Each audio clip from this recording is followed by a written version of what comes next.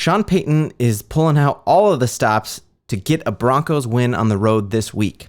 So on Monday Night Football, our reinvigorated, refreshed, fresh off a bye, healthy Denver Broncos are traveling to Buffalo to play the dejected, super beat-up Bills team.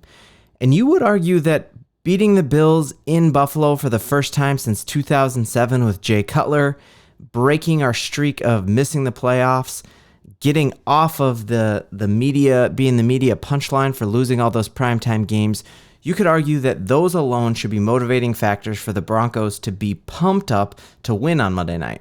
But Sean Payton thinks that he can do even more. He's pulling out all the stops this week to motivate the players to get a win in this must-win game.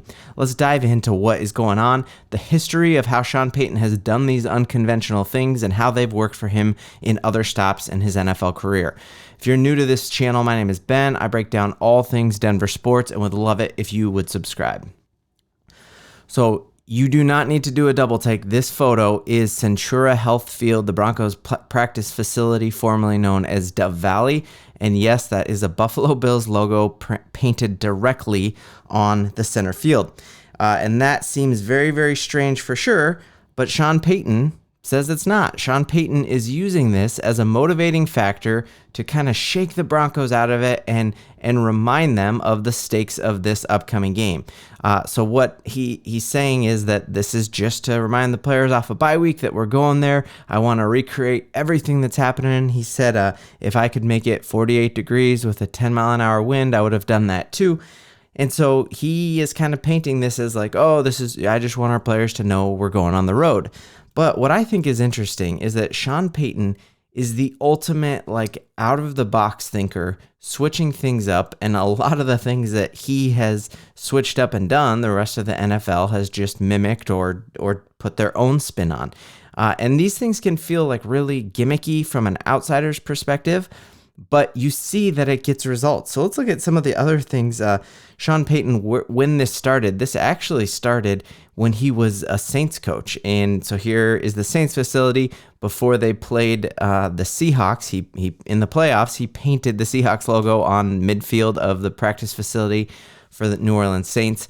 Now, unfortunately, he did this multiple times, several of those games that he won, but the first time he did it was the game before the famous Beast Quake, where Marshawn Lynch had that unbelievable run where he just, you thought it was a video game. He's just ping-ponging off of dudes, that just famous run.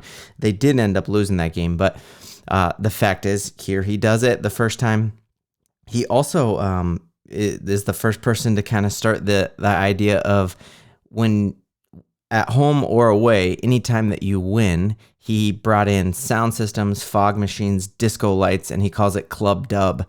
And the goal is that he only brings this out when they win, but he wants to play music and make it such a party atmosphere that the other team is like, man, I wish I played for the Broncos or the Saints. And again, you see teams now doing stuff like the turnover chain or the turnover throne, that when a player intercepts someone, you get to go sit on that throne. And so you see these gimmicky things that actually ends up working. And I think master motivators are great at doing that. It's the Hoosiers, where the coach hops up on a ladder and measures the hoop and says, well, it's 10 feet here and it's 10 feet anywhere. It's remember the Titans when Denzel Washington takes them on a run to the Gettysburg Cemetery. That it feels gimmicky from the outside, but master motivators figure out ways to kind of flip the script a little bit. Another thing this article talks about is that before they ended up going to,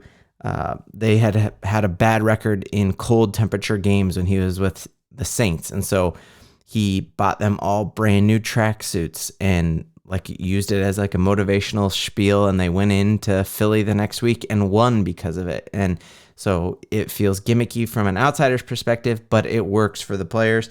Even just looking at, the first kind of wildcat quarterback, or you have Taysom Hill, who has been just this X factor for the Saints for all these years. And he was drafted as a tight end and then played receiver for a while. And you just see Sean Payton be able to do things that are unconventional and flip the script in a way that helps his teams win. And even just most famously, thinking back to that famous Super Bowl when he started the second half of the game when they were underdogs to the Colts, Peyton Manning's Colts, who are just running roughshod over them and were Super Bowl favorites. And he came out and unconventionally kicked a onside kick in the Super Bowl, and the rest is history. That he has gotten his teams to overperform by doing things that might seem gimmicky to an outsider, but I think it's going to work. I think we're healthy enough. Check out this last video about how healthy we are. We're healthy enough. He tries gimmicky stuff. He's shifted the culture. The Denver Broncos are going into Buffalo on Monday Night Football. We're breaking the streak. We're winning. We're making the playoffs. Weigh in on the comments. Do you agree? Is this gimmick going to work, or is it going to blow up on our face?